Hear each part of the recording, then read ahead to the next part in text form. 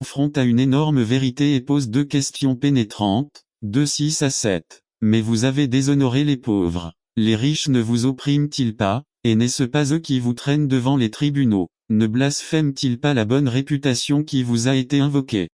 4. Lorsque Jacques fait valoir son premier point, il dit, Dieu n'a-t-il pas choisi les pauvres de ce monde? 2, 5.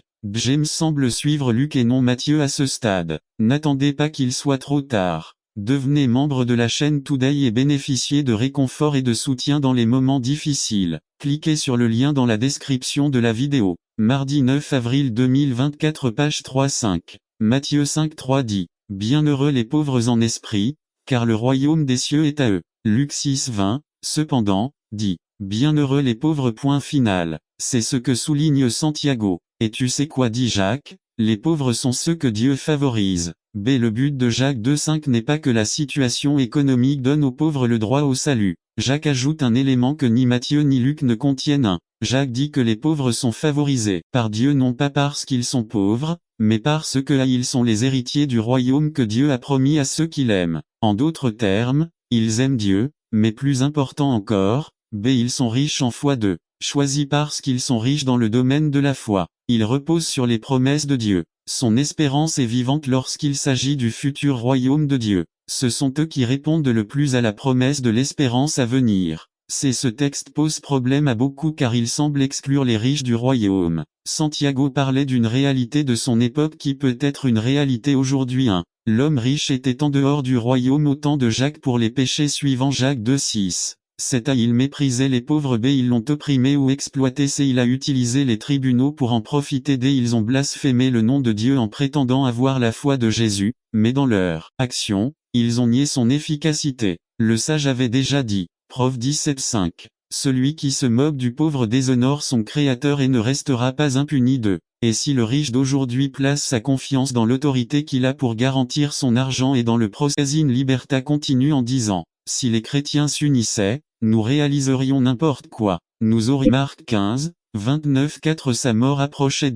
Reste ici, regarde avec moi.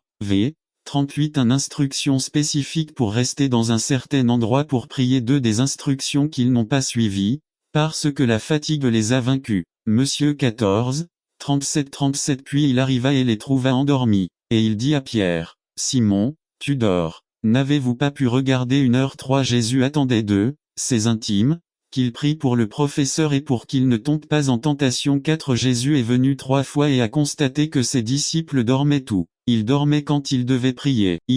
Un endroit pour rechercher la volonté de Dieu. Matthieu 26, 39, 42. LC, 22, 43,44 R39. S'avançant un peu, il tomba sur sa face, priant et disant, Mon Père, s'il est possible, que cette coupe s'éloigne de moi mais pas comme je veux, mais comme tu veux. 42 autres avaient fu, IORO accent aigu por segundave, diciendo, Padre ami accent aigu o, sino put pasar de ami accent aigu esta copa 5 yo la beba, agas tu voluntabe es en los siempos incierto de la vida que mao nemo de buscar la volunta de Dieu. LC, 22-44 et étant en agonie, il pria plus intensément et sa sueur était comme de grosses gouttes de sang qui tombaient à terre. C'est la volonté de Dieu équivaut à faire la distinction entre ce que Dieu veut et non ce que je veux. Jésus pourrait tomber dans la tentation de rejeter la mission pour laquelle il a été envoyé. C'est pourquoi Luc 22 dit 43 et un ange lui apparut du ciel pour le fortifier. Avez-vous déjà cet endroit pour rechercher la volonté de Dieu dans la prière? En tant qu'Église, nous avons un lieu où nous pouvons rechercher la volonté de Dieu. Lorsque nous étudions la parole à l'école du dimanche, n'attendez pas qu'il soit trop tard. Devenez membre de la chaîne Today et bénéficiez de réconfort et de soutien dans les moments difficiles. Cliquez sur le lien dans la description de la vidéo. Mardi 9 avril 2024 page 2. Quand nous étudions la parole pendant une cellule disciplique 3. Lorsque nous écoutons attentivement pendant la prédication 4. Quand quelqu'un avec le don d'extorsion, de sagesse, etc. Il sera fait pour nous le dire et nous guider dans la bonne direction. J'ai que venir à l'église soit pour vous comme Gethsémani l'était pour Jésus.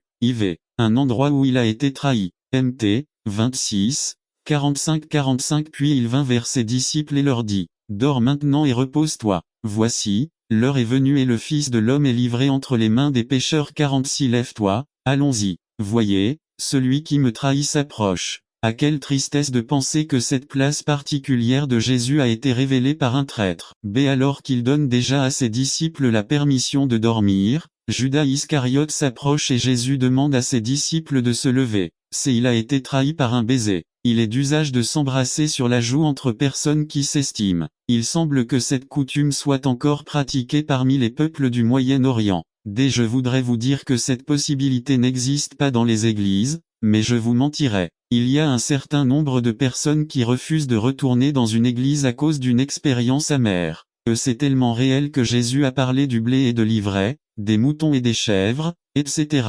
F. Au sein du peuple de Dieu, il y a ceux qui recherchent une opportunité de renverser le leader, car cela présente un avantage personnel. Pour Judas, c'était 30 pièces d'argent. J'espère que lorsque je vous dirai cette vérité, vous ne vous découragerez pas, car au moment voulu, Dieu jugera. Soyez fidèles, devenez une brebis, faites partie du blé, donnez votre vie au Christ. Conclusion. Pour Jésus, Gethsémani était un lieu spécial. Avez-vous déjà votre Gethsémani? Je vous invite à décider de prier aujourd'hui et à prier pour vos amis proches, frères dans la foi. Aussi, puissiez-vous toujours vouloir rechercher la volonté de Dieu. Si d'une manière ou d'une autre ce message a parlé à votre vie, je vous invite à venir à l'autel pour prier. Pour toi, mon ami, je te dis que Jésus a rempli sa mission, une mission qui garantit la vie éternelle à tous ceux qui la demandent. N'attendez pas qu'il soit trop tard. Devenez membre de la chaîne Today et bénéficiez de réconfort et de soutien dans les moments difficiles. Cliquez sur le lien dans la description de la vidéo.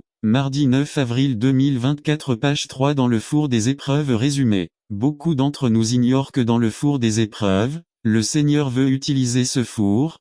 Pour nous bénédiction, dois-je surmonter 3. Cette semaine, je propose de faire 3 choses pour purifier mon service au Seigneur et au peuple. Écrivez-le. N'attendez pas qu'il soit trop tard. Devenez membre de la chaîne Today et bénéficiez de réconfort et de soutien dans les moments difficiles. Cliquez sur le lien dans la description de la vidéo. Mardi 9 avril 2024, page 4. Atmosphère pour les miracles résumés. Dieu veut toujours accomplir des miracles. Pour que des miracles se produisent, il faut une atmosphère appropriée. Parfois, Jésus ne faisait pas de miracles, parce que l'atmosphère n'était pas appropriée. Par Séraphin contrera atmosphère pour les miracles font partie de l'évangile. Cependant la Bible dit qu'il y avait des endroits où le Christ ne pouvait pas accomplir de miracles à cause de l'atmosphère qui régnait. Plusieurs facteurs créent ou bloquent l'atmosphère. Aujourd'hui, nous verrons l'un de ces facteurs qui affectent uniquement les dirigeants. Texte. Marc 7, 24 à 30.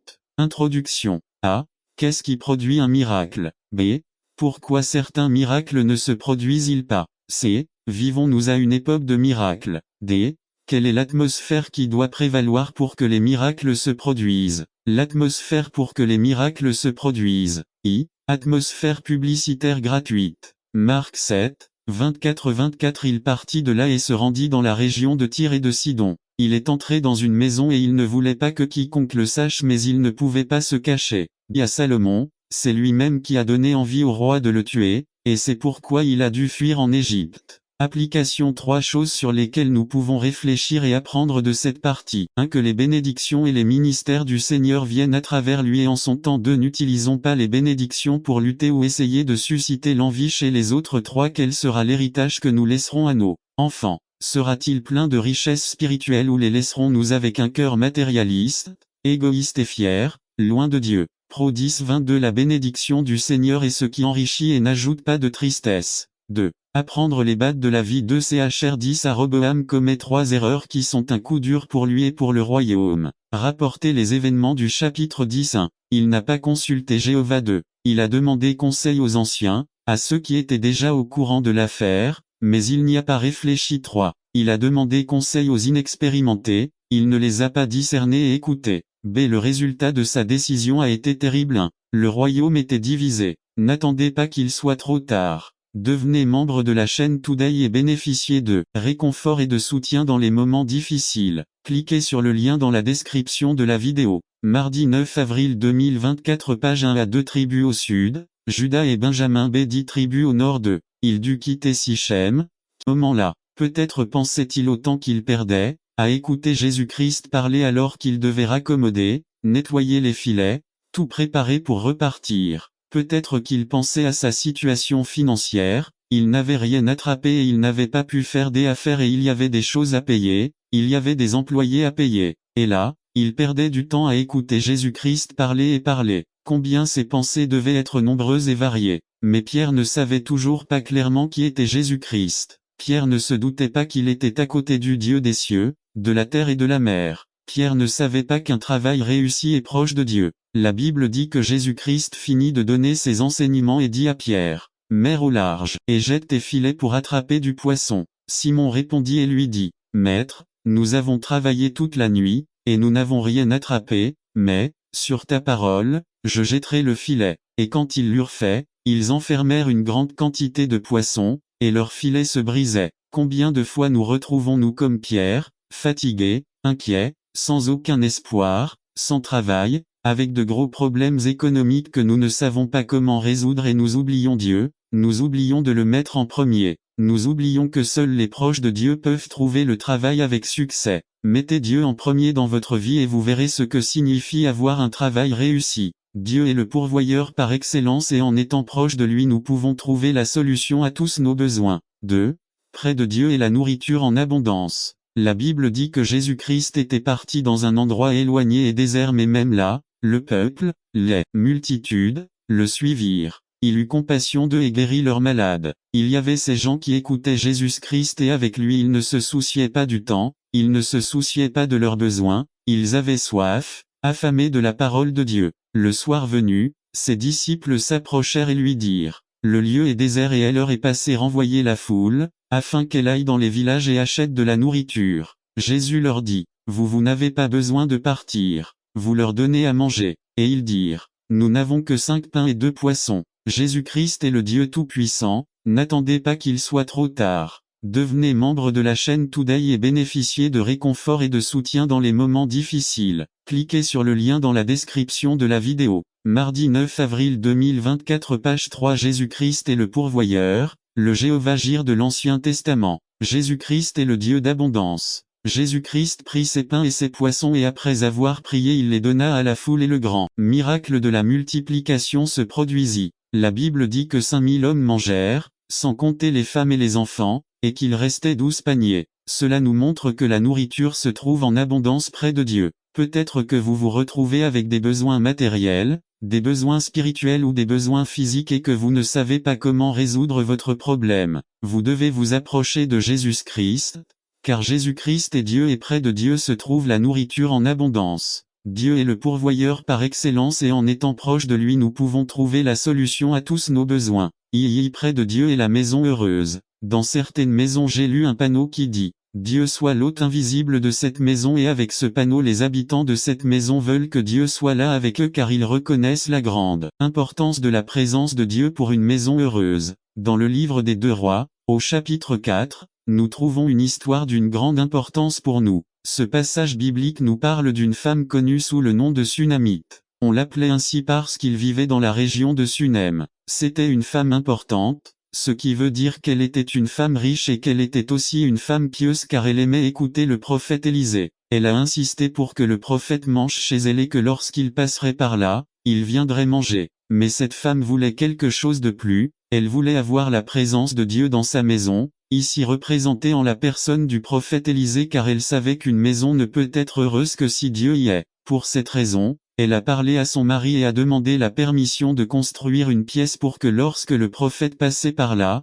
il puisse y rester et ainsi avoir son intimité, lire les Écritures et prier sans aucune interruption. Le mari lui a donné la permission et elle a construit cette chambre pour le prophète. Après que le prophète eut vu la pièce et vu l'attitude de la Sunamite et sa révérence et son amour pour Dieu, il l'envoya chercher et lui dit que bientôt elle allait avoir un fils. Ce qui lui était impossible car selon la Bible son mari était vieux et il semblait qu'il ne pouvait pas avoir d'enfant. Elle cherchait Dieu et Dieu lui a donné le bonheur d'avoir un enfant, d'avoir un foyer complet, un foyer heureux. Votre éternité. Vos problèmes relationnels peuvent affecter votre bonheur actuel, mais pas votre destinée éternelle. Votre travail vous permet de subvenir aux besoins de votre maison, mais cela n'a rien à voir avec l'endroit où vous passerez l'éternité. Seule votre décision concernant Jésus-Christ définira où vous passerez l'éternité. Deuxièmement, Cette question est d'une importance capitale car nous ne savons pas de combien de temps nous disposons. Notre vie peut prendre fin à tout moment.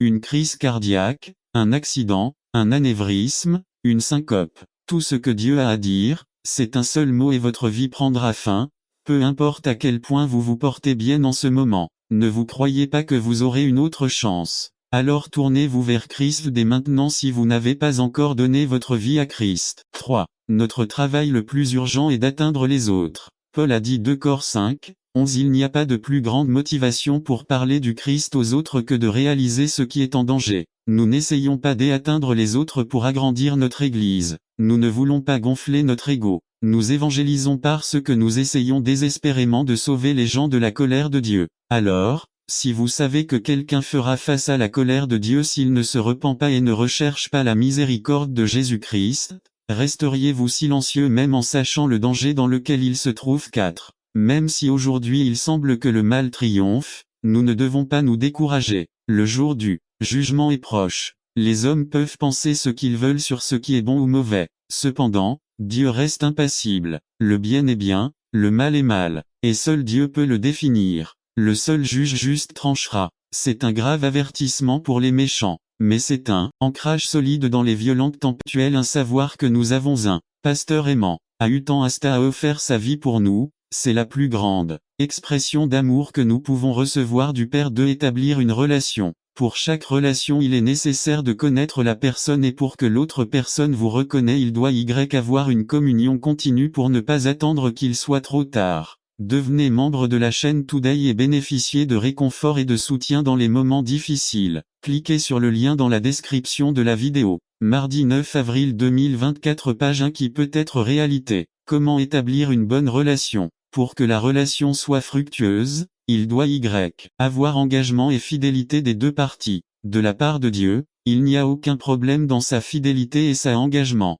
Il remplit toutes ses promesses et sa fidélité durera jusqu'à la fin. Que de notre part nous battons encore. Il n'est pas juste d'abuser la grâce parce qu'à la fin du récit, nous sommes ceux qui sont affectés et nous reportons le devis de Dieu dans nos vies, nous perdons des années de bénéfices que nous ne pouvons pas récupérer. Nous expérimentons des difficultés inutiles, en raison de notre désobéissance et de notre rébellion. Le pardon est un facteur important dans tout cela. À demander pardon au Père et à toi-même c'est tous ceux que vous avez offensés. Si vous faites ceci, vous entendrez clairement la voix de Dieu dans votre vie. Parce que il est difficile pour vous de maintenir cette relation. Parce que vous ne maintenez pas la bonne communion, la communion n'est pas connectée régulièrement, seulement le matin, avant le repas, en allant dormir ou le dimanche à l'église tout le temps ça tout temps. Précisez. Si c'est difficile pour vous, suivez ces points. Une auto-analyse. Si vous ne trouvez pas la réponse, demandez à Dieu de vous révéler les domaines sur lesquels vous devez installer. Tout cela par la prière quotidienne 2 comme dévotionnel chaque jour et méditer sur un verset de la Bible 3 apprendre à aimer. Beaucoup d'entre nous n'ont pas le vrai concept d'amour 4 ordonnez vos sentiments 5 changez votre comportement.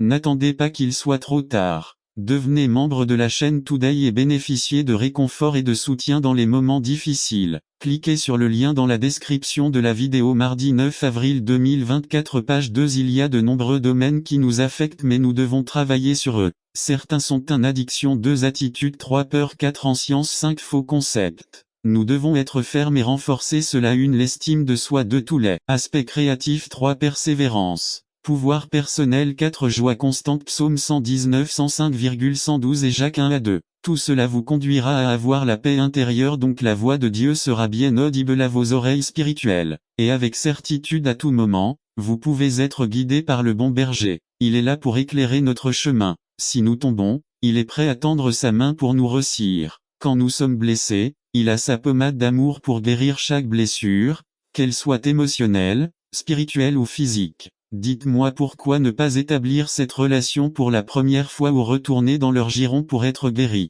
Que Dieu vous bénisse. Frère Miguel IZCANO. Voix du ministère de la Force. N'attendez pas qu'il soit trop tard. Devenez membre de la chaîne Today et bénéficiez de réconfort et de soutien dans les moments difficiles. Cliquez sur le lien dans la description de la vidéo. Mardi 9 avril 2024 page 3 pouvoir du chrétien résumé. Ce sermon nous rappelle le pouvoir et l'autorité que le Christ a délégué à son Église et comment nous pouvons les mettre en pratique par Rodrigo Azofefa. Le pouvoir et l'autorité du chrétien Matthieu 28, 18-20 Introduction. Le pouvoir est un autre mot qui décrit le pouvoir. Christ a reçu tout pouvoir du Père maintenant, il nous transfère ce pouvoir vers son Église qui est nous tous qui avons cru en son nom. Dans ce passage, Jésus nous confie une tâche belle mais difficile: prêcher, baptiser et évangéliser. Cette tâche serait impossible à accomplir si nous n'avions pas l'autorité que le Christ nous a confiée par son Saint-Esprit. Acte 1:18 dit: et vous recevrez une puissance lorsque le Saint-Esprit sera venu sur vous.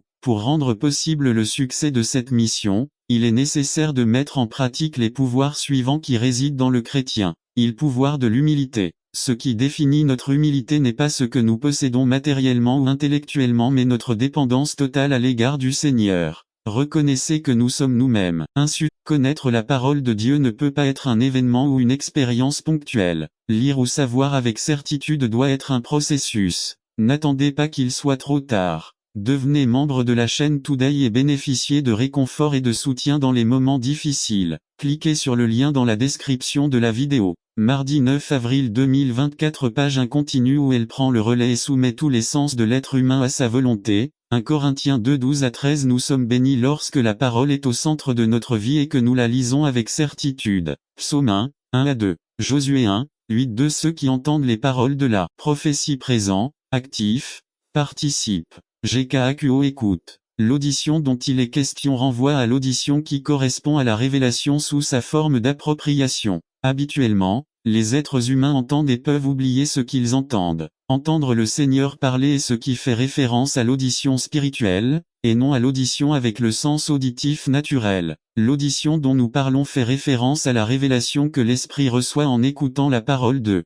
Dieu. Bienheureux est celui qui entend avec son esprit et non avec ses oreilles. Pour entendre avec l'esprit, il faut que la parole de Dieu soit présente, car pour que le message parvienne, les deux parties, l'expéditeur et le destinataire, doivent parler la même langue. Romains 10-17, Marc 4, 23, Matthieu 11 15-13, 9, Luc 8, 8, Apocalypse 3 6, 13, 22-13, 9. Illustration de l'expérience de la résurrection de Lazare. Jean 11, 1-44. C'est ne rien entendre, c'est entendre les paroles de la prophétie. Prophétie. GK prophétie. Ce mot désigne la capacité de déclarer la volonté de Dieu. B. La proclamation, et c'est la prédiction. Habituellement, les gens ne le rapportent qu'au troisième. Lorsque nous parlons des paroles de prophétie, nous parlons des paroles de Dieu pour déclarer sa volonté, pour proclamer la révélation et la bonne nouvelle du Christ et la prédiction des événements futurs que Dieu seul connaît.